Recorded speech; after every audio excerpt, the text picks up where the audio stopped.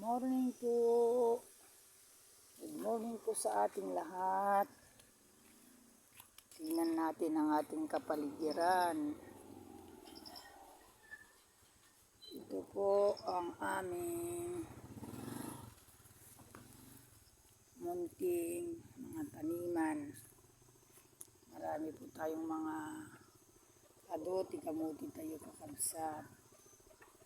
Ado mula medyo ba mayroon nga kamuti. Mula. Mula tayo tapnuwag dati pagalaan ng ulam. Ito po mga kamote namin. Sa kabila po marami. Itong mga tanim kakabsat. Kastila ang itibiyag. Umagang maglibot, binibisita ang mga pananim. Ayan, kakabsat. Kamuting kahoy, madali lang pong magano yan. Doon po may mga kamaisan. Kaming tanim. Doon. Maganda po yung ating kapaligiran. Nakaani na po kami.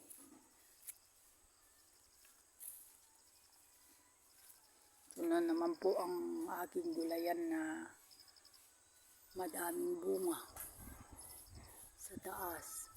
Ito po yung sinasabi nila nga kakabsat, parda. Parda na puti ang tawag dito. Itong parda na puti na ito ay napakasipag mamunga. Ito po yung ilalaga mo lang po ito. Lalagyan mo ng kamatis. Masarap na yan. 2 araw lang kada 2 araw magpitas ka na. Yan po kadami yung kanyang mga bulaklak po. Sa taas gusto mo naman mag-atsara ng papaya.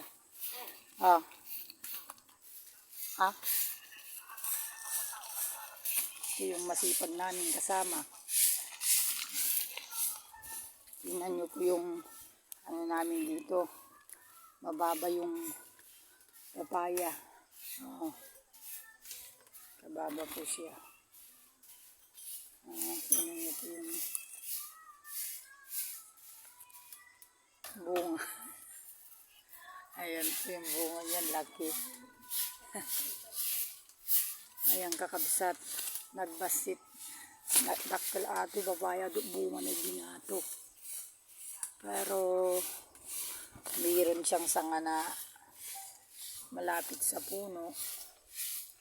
Pero tignan mo naman ang bunga niya. Yan. Ganito lang po yung pan namin dito. Dahon naman ng malunggay. Blender mo, okay naman po yan.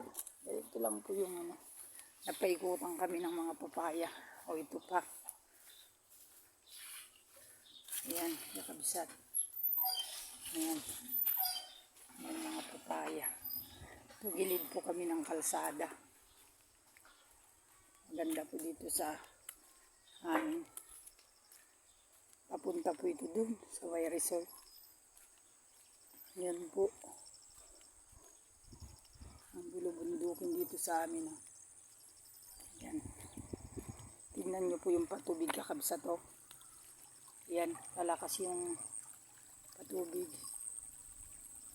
Ayan kakabsat, nagpintas. Ayan ang patubig po namin dito. Ayan kakabsat.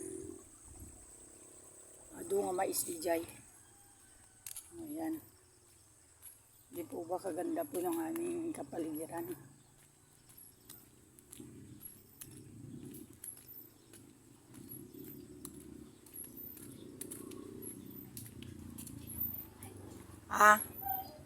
Di alam di tindaan.